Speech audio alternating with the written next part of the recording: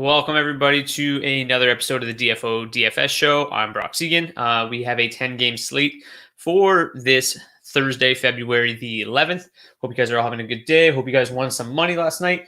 It was a pretty good night for myself, but obviously we're going to be looking to win even more money. We got to get some takedowns going for this show. Sorry, I'm a little bit flustered here. We did have a couple of names pop up on the COVID-19 reserve list here in the last couple of minutes that are on tonight's slate. Most importantly, we've got Anthony Duclair. I guess maybe not most importantly, but Anthony Duclair popped up on the COVID-19 reserve list, so he's out tonight. Jesse Puljujarvi, who we kind of already knew was going to probably be added to the list, he was officially added. He's going to be out tonight as well. So that's going to affect some things, but obviously I hadn't had time to update any of that information, so some of this stuff is going to not be 100% on, but we're going to do what we can here. Headphones with this intro beat is where it's at. That's hilarious. All right, so let's get into things here. I guess we're going to start with Florida. It's going to change things now. Like the stacks are going to be a little bit messed up. Again, I was a little bit rushed today, so bear with me a little bit on some of these things. Everything is updated. We are ready to go here. But like, obviously we've got, Florida one, Duclair is going to be out. I don't really know what they're going to do. I think somebody like Owen Tippett, he'd be my best guess to move up to the Barkov line. And then maybe Brett Connolly moves up. It's going to be interesting. I think Tippett's the most likely guy to move up for Duclair, though, if you guys are wondering that. But it could also be a situation where they change everything, but they've been pretty good. So I would imagine that won't be the case. So I would just say Tippett moves up for Duclair. And then Duclair was on the second power play unit. I would imagine Tippett replaces him there as well. So that's pretty much all we've got for that. And then as far as the Oilers go, James Neal already skated in Puljujarvi's spot on the first line and top power play unit at the morning skate. So we kind of already know that that's what's going to happen with that. But let's talk about the goalies first. Sergei Bobrovsky in net for the Panthers. Most likely it will be Andrei Vasilevsky for the Lightning. Semyon Varlamov for the Islanders as they host the Penguins, who will go with Casey DeSmith. Jake Allen goes for the Canadiens on the second half of a back-to-back. Mike Smith confirmed for the Oilers. The start time of this game was pushed back an hour as they kind of wait further testing. So Puljujarvi was added to the COVID-19 reserve list, and I think that they ran another batch of tests and are holding the Oilers off until they get the results from those tests. So that game is a little weird because, like, if something comes back where the Oilers get a bunch of positives or something like that, it's going to get canceled most likely. So it is a bit of an interesting case from a DFS perspective and something we're going to need to keep an eye on. But just remember that as you're building lineups here this evening. Kevin Lankinen goes for the Blackhawks. Joonas Korpisalo still in net for the Blue Jackets, even though Elvis Merzlikins was activated from IR today. Connor Hellebuck most likely starting for the Jets. I would assume Matt Murray starts for the Senators. I don't know if we'll ever see Marcus Högberg again. Pekka Rinne was listed at the top of the Predators depth chart this afternoon, so I would expect to see him for the Predators, but that won't be confirmed until warm-ups. Thomas Greiss most likely for the Red Wings still because Jonathan Bernier is getting very close, but not available tonight, so most likely Thomas Greiss. And Anton Khudobin back in net for the Stars. James Reimer most likely for the Hurricanes. Robin Lehner likely for the Golden Knights. They rotate goalies every single night, but don't confirm, so it's almost a certainty that it will be Lehner tonight. John Gibson, a little bit more of a question mark. He did not dress in their most recent game because he had a laceration on his head. He did get that cleaned up. He's expected to be available for tonight's game. If he is available, he will start for the Ducks. Thatcher Demko for the Canucks, Jakob Markstrom for the Flames against his former team. Kings, probably Jonathan Quick. Cal Peterson didn't do great in his most recent start. They've kind of been rotating as well. Martin Jones for the Sharks because Devin Dubnyk is dealing with a minor injury of his own, and he will not be suiting up this evening. So before I get into things, if we have any new viewers today, just a reminder, any of these things that you will see here in the Google Sheets is available if you become a DFO Premium subscriber, which you can do by clicking Go Premium on dailyfaceoff.com. You can do that for as little as $9.99 for a week. You get all of the information I'm about to show you here. as well as a lineup optimizer. And you can join our Discord channel to talk about DFS all day long. I also provide any breaking news that I get during warmups into that Discord channel, which really kind of gives you a leg up and allows you, you don't have to be glued to Twitter during warmups. So that's helpful. If you guys have any questions throughout the show, please feel free to drop them in the chat. I will get to them as I go along here.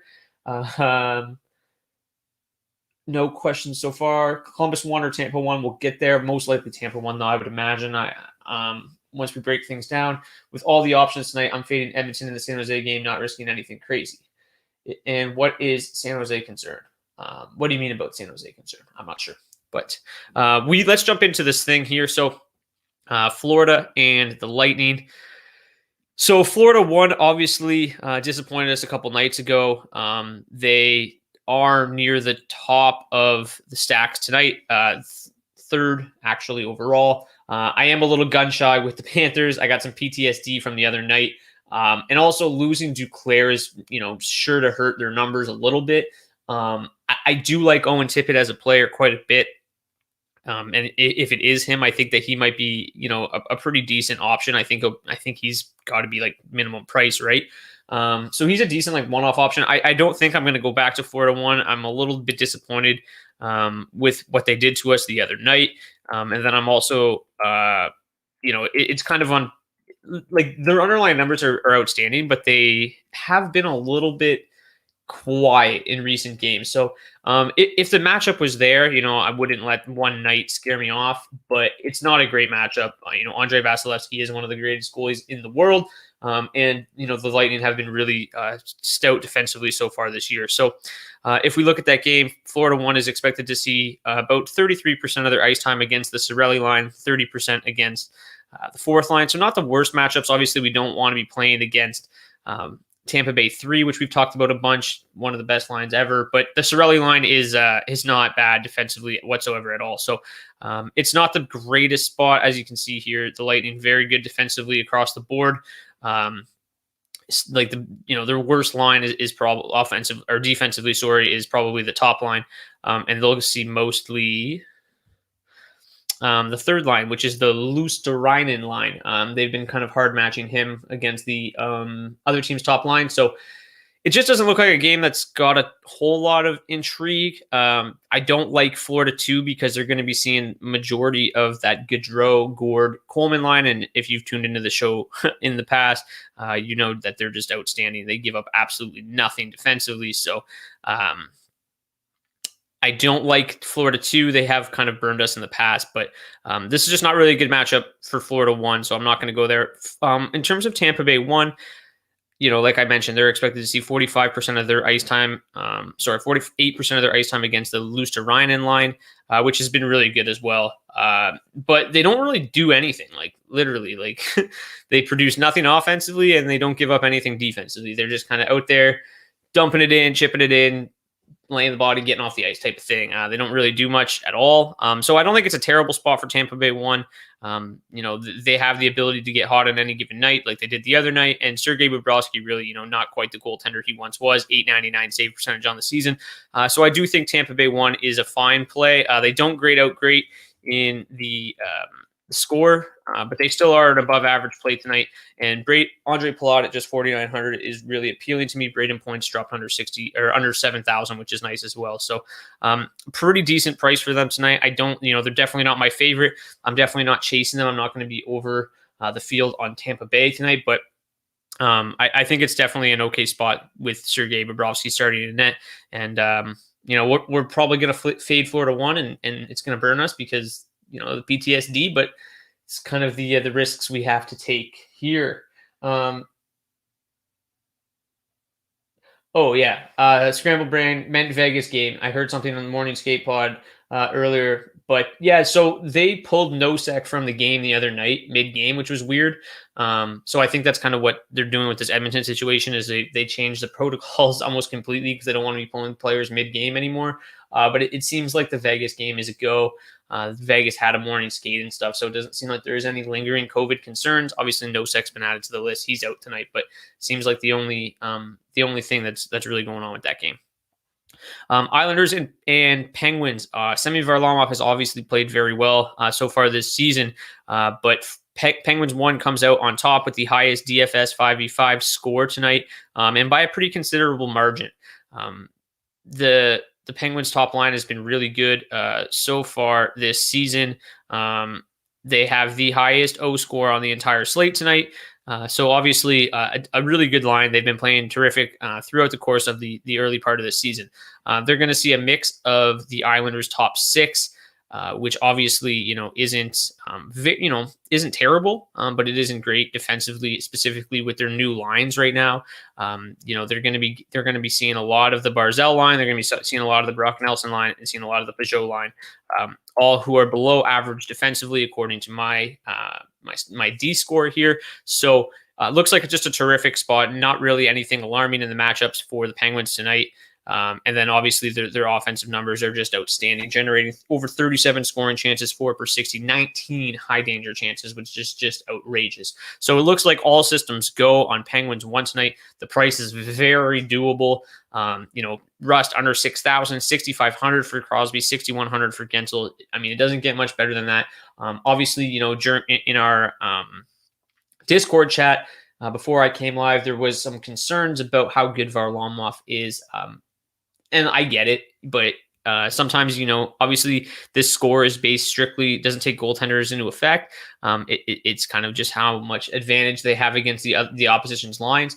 So obviously, Varlamov could have a great game and screw our plans with Pittsburgh 1, but like that can happen with anybody, right? Like you could stack Edmonton 1 tonight and Jake Allen could have a great night. He's got a 940 save percentage on the year. Like, so I don't overblow like the goaltenders too much. Like obviously, Andrei Vasilevsky is not really somebody you want to target very often, but Varlamov isn't the best goalie in the world. He's not, he isn't, he's prone to having off nights here and there. So, and I think that Pittsburgh 1 is going to have we're still kind of waiting for that blow up game from them.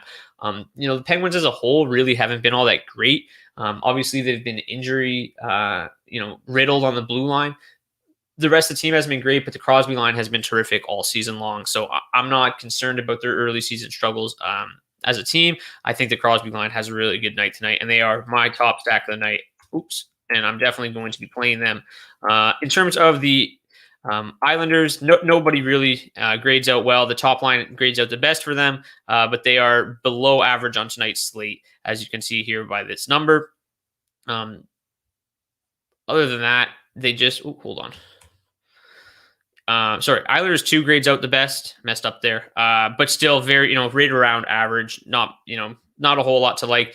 The Nelson Eberle combo has been solid. They're reasonably priced, but they are going to be, they're going to be seeing a good portion of the Crosby line, which obviously has been outstanding. They are going to play a good portion of their ice time against the Malkin line, 42%, which is why they come out on top for the Islanders, and obviously that's a pretty favorable matchup. Malkin's line giving up 29 scoring chances against per 60, definitely the worst defensive line. Really the only line you could even consider targeting from an Islanders or from a Penguins perspective. So if you're going to play the Islanders tonight, it's definitely going to be their second line. They didn't hold a morning skate, so it is unclear. At least they didn't run lines. It is unclear what their lineup's going to look like. I'd imagine it would stay the same. So that would be, a Nelson Eberle mini stack would be the only thing I would target from an Islanders perspective tonight. Other than that, really not a whole lot to like here. Casey Smith obviously hasn't been great, so playing Islanders 2 is fine. But I would, you're only going to want to play the line that's going to see a decent amount of Malkin, and that's going to be Nelson. Let's go with the Canadiens and the Oilers. So just keep in mind, if you missed kind of the start of the show or whatever, just join us live here. It's unclear if this game's even going to happen. Puljujärvi did test positive, or at least has been added to the COVID-19 list. They've pushed it back an hour, so just be cognizant of the potential of this game being canceled. I guess the one way to kind of exploit this is, if you do want to play some of these lines, I think that this is a chance you can get them at pretty low ownership. I think it is going to scare a lot of DFS players away. And obviously, like, McDavid's pretty high owned on any given night, and the fact that there's a little bit of concern whether or not this game's even going to happen might bring his ownership down. So I think that's one way you can kind of use this little bit of a COVID scare as leverage. But realistically, last night I wasn't on Toronto 1. I didn't like Matthews and Marner because I was worried about Deneau. And I have the same concerns about McDavid tonight. He's expected to see basically 60% of his ice time against either the Deneau or the Suzuki line. And as you guys know, if you've watched the show here recently, really good top 9 for the Canadiens. Probably the best top 9 in hockey right now, both from an offensive and a defensive standpoint. They really just dominate the puck. Deneau absolutely handled Matthews at 5v5 last night.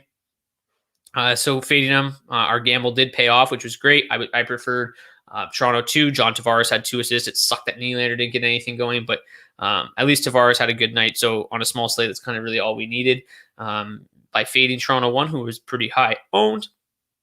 So I do have some concerns, obviously, with playing McDavid. The biggest concern for me is that he loses Puljujarvi from the wing. This number right here, scoring chances for, is usually around like 37, I think, 35 perhaps. With Puljujarvi on the wing, when you add James Neal into the mix, it comes down quite a bit. So, obviously Puljujarvi's been outstanding lately. Going, Puljujarvi and McDavid mini has been great for us. Also, we've included Bouchard quite a bit, and that's been great. So, I think that this is kind of going to be a situation where I'm going to play McDavid, but it's going to be more from a one-off perspective, maybe like even just McDavid and Bouchard. He has seen a decent amount of ice time with them at 5v5. Obviously, they didn't correlate on the power play at all, but maybe like if you want, go like McDavid and Barry. But it's not going to be a situation where I'm stacking Edmonton 1. I just don't like it. And like I said, I don't love Edmonton 2. They just still aren't getting anything going on at 5v5. So, obviously Leon and McDavid can go crazy on the power play, but I'm not going to bank on that on a 10-game slate. I really think that it's a tough spot for them. Obviously, Montreal being on a back-to-back makes it a little bit more playable, but it's not, nothing I'm getting too excited about with Edmonton 1 tonight, I think, especially with the COVID concerns. Montreal does grade out okay. Montreal 1 obviously always kind of pops up, as I've mentioned. I'm not playing that tonight.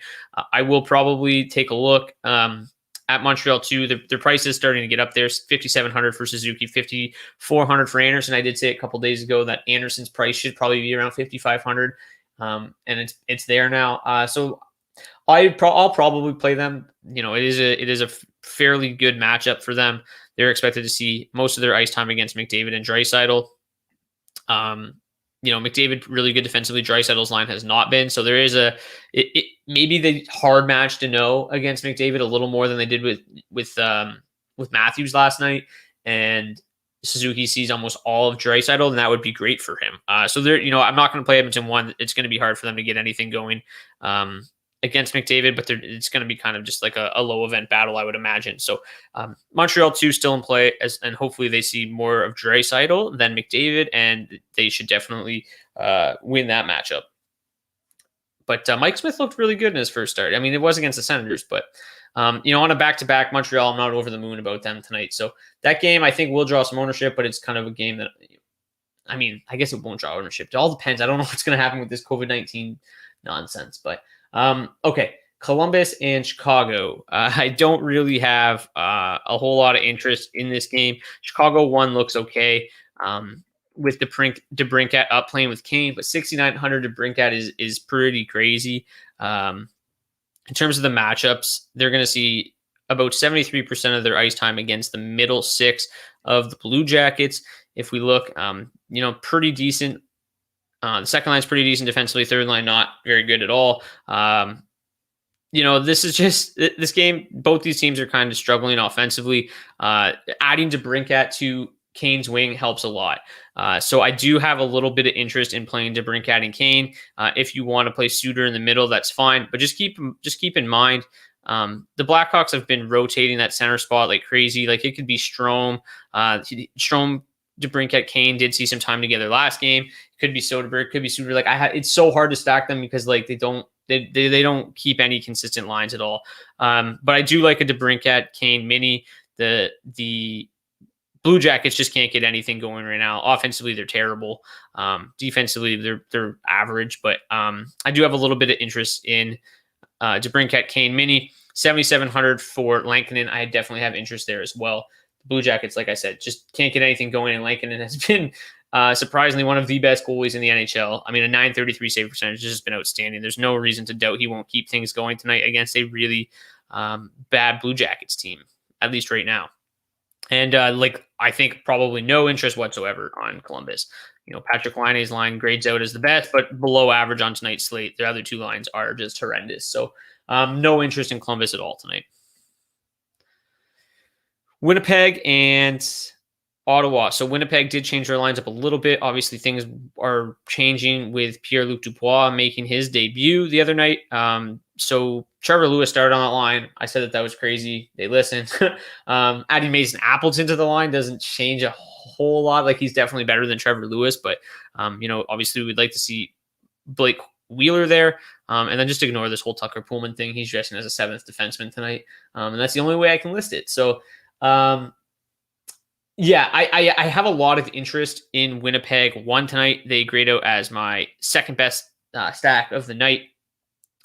Again, Andrew Kopp's price tag is a little steep. He was hot at the start of the season, but for what he's done in recent games, like obviously he's picked up a couple assists, but he's only got 3 assists like in his last 6 games or whatever. So for that price tag, I'm probably going to leave Kopp off. I do like the Scheifele Ehlers mini stack quite a bit. Obviously, they do not correlate on the power play, which is kind of unfortunate, but it is what it is.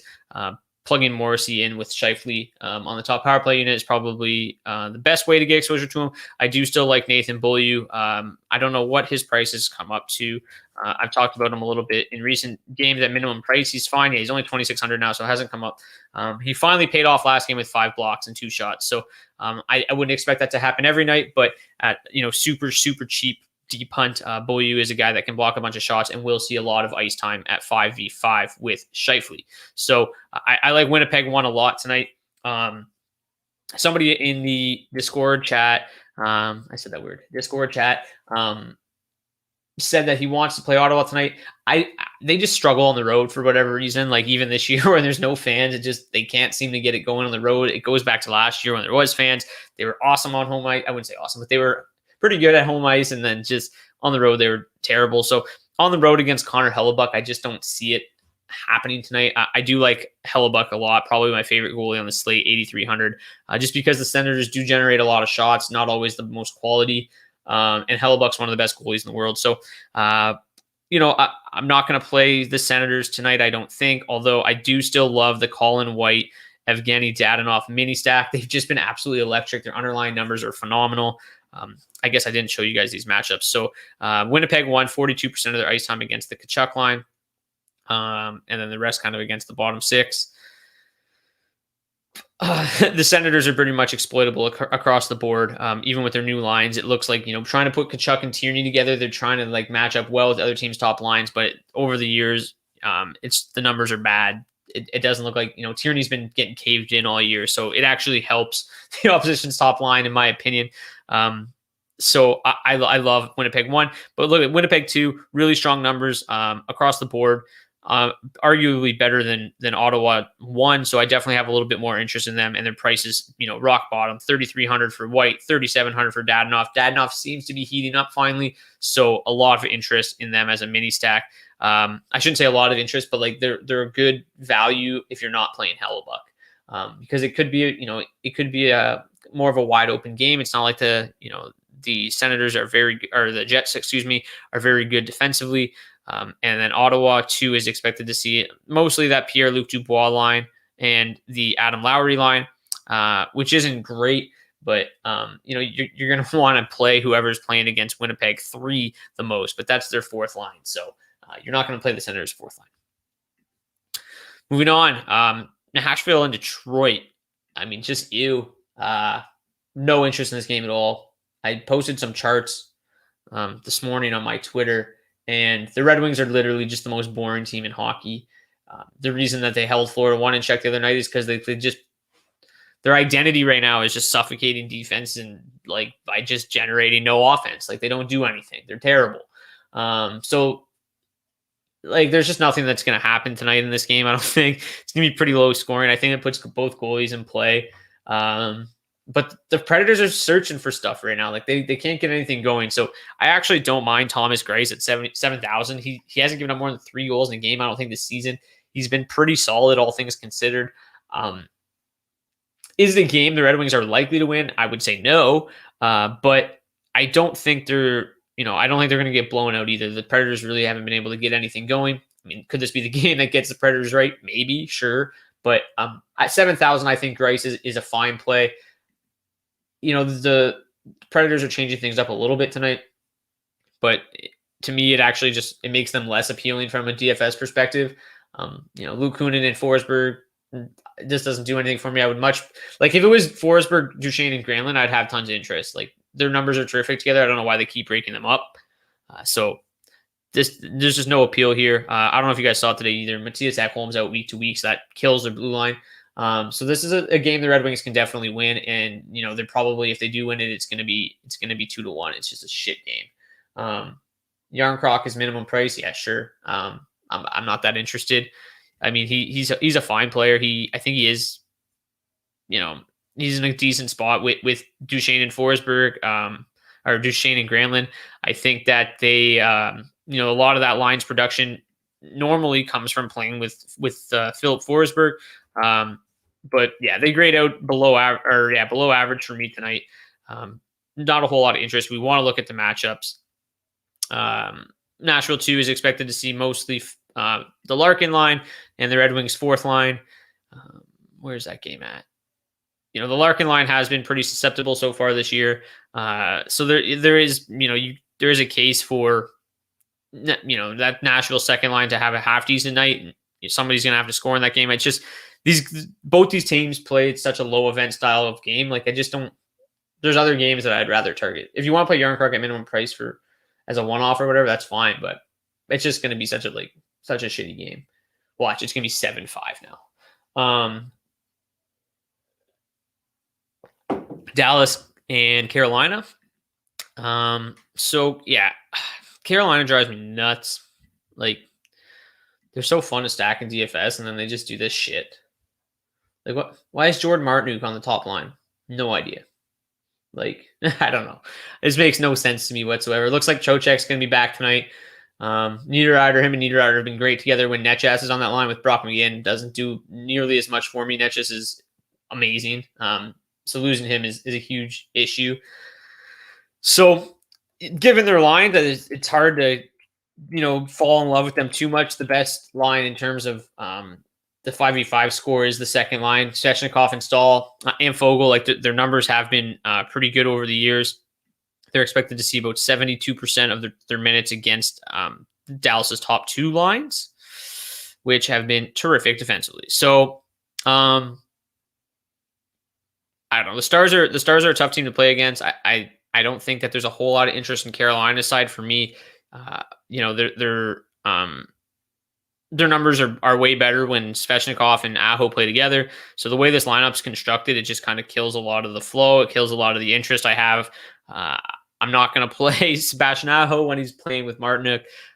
If you are going to play them, I think that the best way to do it, like although there is no real good way to play them. These lines suck. I'm sorry. I'm trying to find a way to be encouraging about this team right now, but it's just their lineups are just horrendous. So if you are going to play them, the score suggests that you play a Svechnikov Stahl mini stack, which is fine, but it just doesn't do a whole heck of a lot for me.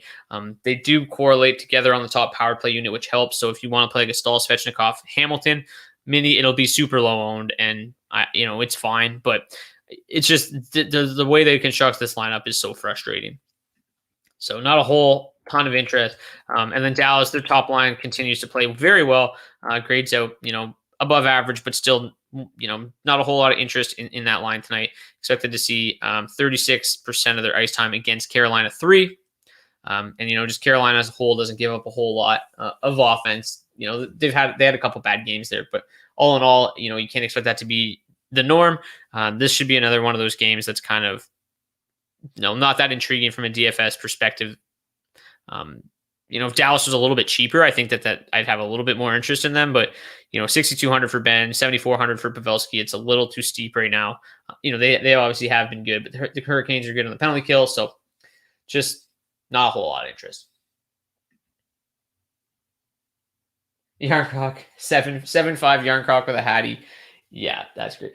All of Vegas is missing from the optimizer. Man, I'm going to lose on those optimizer guys. Took them like a whole day to add Josh Anderson. I apologize. I'm going to get on them again because, maybe they thought the game was canceled and they got pulled. I have no idea what happened there. Okay, well, speaking of Vegas here, I'll tell you how to play them. Vegas definitely, they were one of my favorite stacks the other night. They are again tonight. Vegas won. Looks very good. Max Pacioretty's price is just, insane. Here's one thing I do want to say about, let's say you want a one-off McDavid, like I was saying earlier, but you're concerned that game is going to get canceled or whatever. I think the best way to do it is basically build your lineup with McDavid in the utility slot.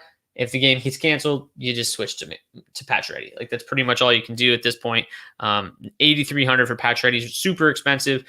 7,000 for Stone, also super expensive, but they look terrific. I think that, they're more of a play on one of the smaller slates, a small late slate than the main slate. I'm probably going to target some of these other top lines like Pittsburgh and Winnipeg than I am Vegas in the main slate. But in the late, they're definitely intriguing. And obviously they're still really good on the main. But in terms of the matchups, Vegas won, really no match, hard matching tonight.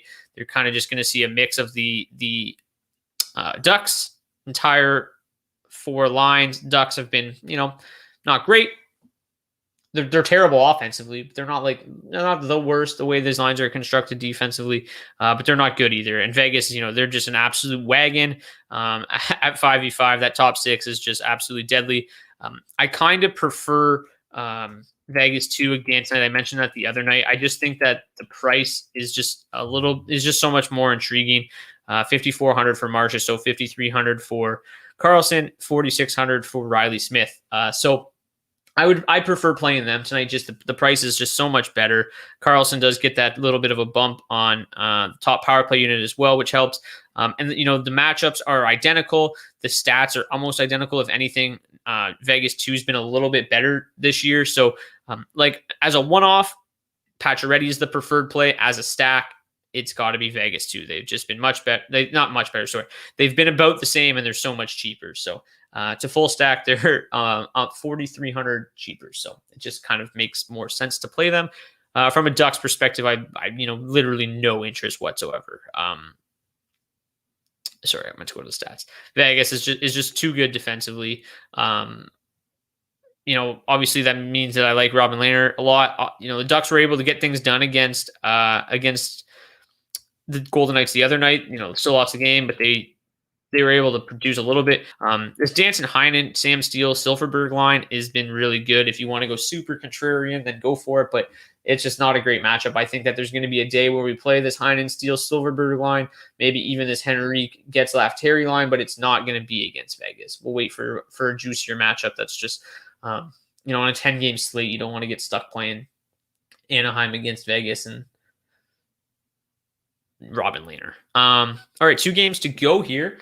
10-game slates are heavy. Coming up on 35 minutes here, so we got to get going. Kick it in a high gear. So Calgary 3 grades out really good tonight. We talked about them the other night. It's one of my favorite value stacks. That is not changing tonight. I don't know if you guys follow just Daily Face Up on Twitter, or if you follow me personally if you want to. My handle is right in my picture there, Brock_Seguin. Feel free to give me a follow. I am starting to do a little bit of more viz work, some graphs, some charts and stuff. Tweeted one out this morning, just kind of expected goal rates for all the forwards. And Andrew Mangiapane is one of the best players in hockey right now, and nobody talks about him. So Andrew Mangiapane at 3,500 is outstanding. Michael Backlund 4,600 is great. I'll probably leave Milan Lucic off. I think he's got a 2-game point streak, which is incredible. But do we really believe that Milan Lucic is going to go 3? So I'm going to leave Lucic off, but I definitely have a lot of interest in a Backlund Mangiapane mini. Without question. I also like throwing Mark Giordano in the mix. He obviously The numbers haven't been outstanding for Giordano. They haven't been terrible. He is 5,700, which is a little bit pricey, but he'll be super low owned, and I think you can get that stack. At really good ownership tonight. I think that a lot of people will still flock to the other two Calgary lines, and I really don't have an issue with that either. Sam Bennett has looked absolutely outstanding since the trade. Rumors, popped up. He hasn't really produced yet, but still in a really good spot with Gaudreau and Monahan, and super cheap at 2,700. And obviously, it's been well documented the Canucks struggle so far this year. So let's just talk. Obviously, the Lindholm line, I don't have any interest in them tonight. Since putting Dylan Dubé on that line, like their numbers offensively are just absolutely outrageous. They're so bad.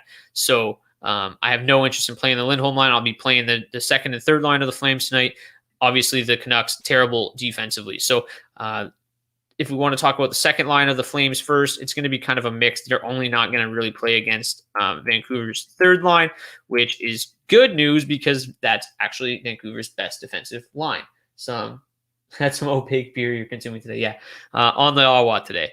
And then their third line is going to be seeing the majority of kind of like their bottom six.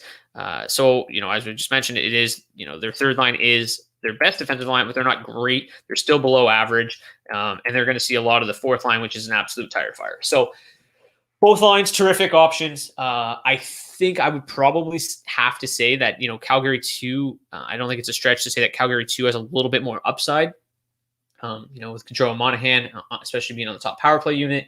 But I don't think that the Backlund, Mangiapane mini legs too far behind them there. So I'm probably going to play a little bit more Calgary 3 just because the price is just so good. It's so good. Mangiapane at 3,500 is, if you're not on Calgary either as a whole, Mangiapane as a one-off punt is terrific at that price. So, keep playing Mangiapane at that price. He's going to keep staying hot, hopefully.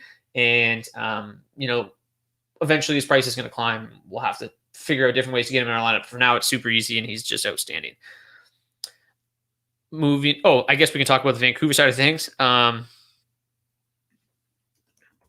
So Vancouver 2 graded out as best. Their underlying numbers are really good. They really haven't gotten anything going recently. Like a lot of their numbers are still kind of like catching up from a hot start to the season. So I don't love them. I just don't really like the Canucks a whole lot in this matchup. There's just not something's wrong there right now, right? Like it's been well documented. Obviously, the one thing I do say a lot is that like you can still play their top line, their big dogs with Miller, Pettersson, and Besser because their price is still super good. They're still super talented. If like they're ever going to get off the schneid, you're going to want if they're ever going to get off the schneid, like it's going to happen eventually. And if you have them in your lineup, you're going to get them super low owned at a super good price. So, if you're making multiple lineups, playing them is fine. In terms of the matchup, though, it's not very good. Going to be seeing a good portion of the second and fourth line for the Flames. Probably the most exploitable of the two matchups. Obviously, the reason that Vancouver one doesn't pop up on the 5v5 score is because their offensive numbers are just horrendous right now. But the matchup, they are going to be seeing a good amount of Gaudreau and Monahan and Calgary's fourth line, which is the best matchups you can hope for. So if you are targeting Vancouver, it's got to be the Pettersson line. The price is good. Their upside is much higher than the rest of this lineup. So it's not great. Like it's hard to target a line that's only generating 19 scoring chances, 4 per 60, but it's something's weird there, right? Like obviously they were so good last year, and I think like on any given night they can figure it out. And at that price, it's you're going to want them in your lineups. I think like it's not a line that you're going to want to play a ton, but in some of these like smaller slates, they might be an okay option. The final game of the night, the Kings and the Sharks. So the Kings finally changed things up today in terms of their lineup. Their top line has been pretty good. Dustin Brown's actually been like red hot recently, which is crazy to say, but I'm not a big Dustin Brown guy. I'm not chasing Dustin Brown's mini hot streak here at 4,500. I don't really have a whole lot of interest in LA. The Sharks obviously aren't the best defensive team. It's going to be Kopitar against the Couture line for most of the night. The Couture line only 24 scoring chances against, above average defensively on the slate. And the Kings right around average offensively. So not a whole lot of interest on the Kings side of things. They just don't have that many good offensive players, and their farm system's great, but on the NHL roster today, not a whole lot of quality. So even in a pretty decent matchup with the Sharks, I have no interest really in the Kings at all tonight. Meanwhile, I'm going to go back to San Jose 2. Targeted them the other night. They got off to a really hot start for us. Hurdle just 4,800. Meyer just get 4,700. Still really good price for those two. I like them as a mini. Donato did pick up an assist last game, but at 3,400, I'd rather play Mangiapane. So I'll probably leave him off. So I like Hurdle, Meyer with Mario Ferraro on defense again. That's just such a cheap, awesome stack. So I love them tonight. One of my favorite kind of mid-price stacks for sure. You can definitely play San Jose 1 as well. Very good price for all of them. LeBanc really hasn't done anything, which is kind of unfortunate. Because I feel like I full stack them a lot, and he just really hasn't done anything. He's got 5 points in 11 games. He has no points in his last 4 games, no goals in his last 7. So kind of unfortunate for him. But the other two are really good. Couture's been pretty hot right now, but in terms of price and matchup tonight, I much prefer San Jose 2. If we want to talk about the matchups a little bit, it's kind of just a across the board thing for the Sharks second line. Most of the hard match is basically just Kopitar versus Couture, and then the rest is just kind of a free for all. So long as Couture is dealing with Kopitar, then Hurdle and Meyer should be able to handle the rest of the Kings roster pretty handily. And neither one of the Kings goaltenders have played very well this year, so not really any concern there. So I do like them a lot. I like Mario Ferraro a ton as well. Rasmus with Backlund and Mangiapane. I mean, yeah, it's fine. They do see decent amount of ice time together at 5v5 because Anderson plays with Mark Giordano, but Giordano correlates them on the power play, so he is the preferred option. But if you can't afford it, Anderson's fine. But I would play Giordano with them if I could. With Theodore out, would you play Martinez or Giordano? I mean, Theodore being out doesn't affect Martinez really one way or the other. It's literally just a straight swap, Pietrangelo for Theodore. So I would probably still play Martinez though. He's unbelievable. Dude's just a shot blocking machine. So his floor is better than Giordano. So if you're just playing like a cash lineup, or just looking for whoever's gonna, be like the safer play, it's definitely Martinez. He hits the 3-shot block bonus every single night. Something that Giordano doesn't do. I think Giordano's offensive ceiling is a little bit higher, but Martinez, I think, is the better play. But Theodore being out doesn't really do much for that. Obviously, I don't know if I mentioned it or not, but Theodore's out, Shea Theodore, and Pietrangelo's back in. So it's literally a straight swap. It's going to be Pietrangelo playing with Martinez, and then Pietrangelo taking Theodore's spot on the top power play. So Theodore's a solid play if you're playing Vegas, 1 or 2. Mini stack with Bank Yarncroc for the hat. Yeah, maybe. I don't know. Am I just going to start reverse jinxing players? Probably. If Yarncroc scores a hat trick tonight, that might be the end of the DFS show. Who are the favorite defensemen? Price not being a factor. Expect over under in Vancouver, Calgary. I don't even know what the line is, to be honest with you. So if you drop the line, I can give you an idea. I'd expect it to be high scoring, that's for sure. So price not being a factor for defensemen. So obviously, I like Pietrangelo a lot, 6,400. That's a pretty good price. Theodore is getting way up there. So Pietrangelo looks really good at 6,400. I mentioned Martinez, 6,100. The price is a little bit steep, but he's just so consistent that it's hard not to play him. I still really like Tyson Barrie. He's been just red hot lately. The shot, it looked like he was just a little gun shy at the start of the season. He was just kind of fitting in with all these new guys. You're on a power play with McDavid and Draisaitl. You're probably out there what do I even do? Do I shoot? Do they want the puck the whole time? I think he's kind of gotten over that. So I do like Barrie quite a bit tonight. Like I mentioned earlier, a Barrie McDavid mini is okay. I do like Rasmus Anderson. I wish he would get more done, but he's always a guy that I punted. I was hoping that his price would start to drop because the production just really hasn't been there, but it's not been the case. But I still don't mind him at 5,300. I love Chris Letang at 5,000. Like, you can basically full stack the Penguins power play unit for next to nothing. I'm not saying that's the best play ever, but if you're playing Pittsburgh 1, which is my favorite line of the night, then Letang makes a ton of sense at 5,000. He's probably, my favorite like mid-priced defenseman. As we move down this list, Mario Ferraro is a guy I continue to mention every single show, and I will continue to mention forever until his price gets too crazy. He's still under 4,000, 3,900. Just a terrific play. Pierre Joseph is fine too if you can't play Letang. He won't correlate with Crosby on the power play, but he will correlate at 5v5. He's expected to play at even strength with Chris Letang. So Joseph at 3,600 pairs pretty well with Pittsburgh 1 if you want to pay down for somebody other than Chris Letang. Brett Pesce still continues to be super cheap for no reason. So I'll continue to play Brett Pesce at 3,400. That price is just too good for who he is, how many minutes he plays. Evan Bouchard, 3,700. I've mentioned him. Obviously, that game is going to have to be played for him to be, worthwhile. But he's just been a shooting machine. I think he leads the NHL defenseman in shots per 60 at 5v5 right now. So definitely good at that price. Cale Clegg. Like I said, I'm not too interested in the Kings tonight, but if you want to one-off the young defenseman, he's really talented offensively, really good price at 3,100. Other than that, I don't think you need to get too crazy. I'm sure there's some other guys way down the list that are okay. Like, White Cloud's fine if you're playing Vegas, scored a goal in back-to-back games. I wouldn't expect them to make it 3 in a row, but still playing over 20 minutes a night at 2,600 with a really good team. It's hard to kind of beat that. The over-under is 6.5. Shit, I don't know. It's a tough one. I'll say under 4-2 Calgary. But again, this is a fantasy show. Like, you should be, if you want real betting advice, go to a much better actual gambler than I am. I'm here for the DFS stuff, but I'm going to say 4-2. My favorite 2 stacks, and this is like including price, I would have to say Pittsburgh 1 and that Calgary 3 mini.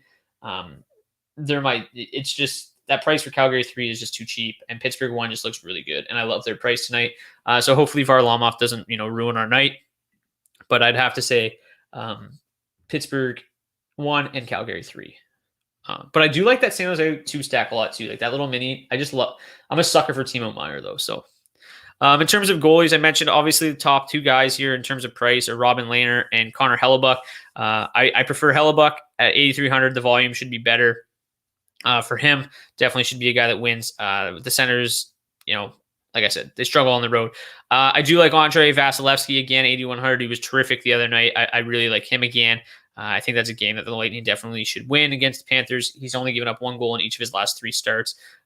His goals against average is under 2 for the season. So, that team is just so good. So Vasilevsky, 8,100, he should be the most expensive goalie on the slate every single night, regardless of matchup. He's just that good. So love him at 8,100. As we move down this list, I mentioned Lankinen. He's probably the best mid-priced option at 7,700. The Blue Jackets just can't get anything going. I don't mind Martin Jones again, 7,600. I touted him a little bit the other night. He got the job done, got us the win, got us 12.3 points. Good enough. Martin Jones is kind of as good as you can expect from him. I think Korpisalo is okay too. Like, their offense has been bad, but he's a pretty good goalie, all things considered. Chicago, they're fine, but they're not. They're surprising people, but they're not that good altogether. So Korpisalo at 7,200, like that price is not really reflective of like how good he is and how good like the Chicago Blackhawks actually are. It's kind of just taking into account like how good they've been so far and how bad he's been so far. And I just think that doesn't really add up. So 7,200 is way too cheap for Korpisalo. So he's a solid cheap option. Obviously it's hard to like both goalies from the same game, but just price considered for both of them, it's really good. And then I mentioned Thomas Greiss, 7,000. Like, he's been outstanding in his last 3 starts. Even if he loses this game, I think it's a game where he has, he still puts up a decent amount of points. If they lose this game, it's probably 2 or 3-1 with an empty netter for them. So he's a guy that could definitely make 35 saves tonight or whatever, 30 saves on 32 shots and still has a really good night, even if they lose. But I mentioned, I think this is a game that they could probably win as well. was able to stack Calgary 1 and Vancouver 1 with Vasi and still over 8,000 for 2 D-men. Yeah. I mean, that game stack is definitely in play. They should go head to head. I don't love Calgary 1. Just through their offensive numbers with Dubé up there have just been not very good, but Calgary 2, definitely outstanding. Vegas game should play. Yeah. Looks like all systems go in Vegas after a bit of a COVID scare the other night. But it looks good to go. Obviously, when I'm live here, it's hard for me to track Twitter, but it looks like it's good to go. As for tomorrow, I believe it's only a 2-game slate. Not 100% sure if I'm going to do a show. I have to do a DFO podcast again. I am going to try to come on here, though. If you guys are interested, keep an eye out on Twitter, and I'll let you know when I'm going live, if I'm going live. If not, if I don't come here tomorrow, make sure you guys subscribe for DFO Premium. Join the Discord. You can ask me questions in there all day, and I can help you build some lineups there as well without actually having to go live on the show. If not, if I don't get the chance to do that tomorrow, I will see you guys back here Monday. Good luck tonight. Enjoy your weekend if I don't see you tomorrow. And yeah, let's just win some money. There was something else I had to say. Oh, smash that like button. If you're on YouTube, please smash that like button. It helps a lot. I love doing these shows for you guys. Obviously, the viewers continue to grow, which is great. But smashing that like button, getting us to rank a little bit higher on YouTube will only help to continue to grow the show. So thanks so much. See you guys back here maybe tomorrow, maybe Monday. Good luck tonight.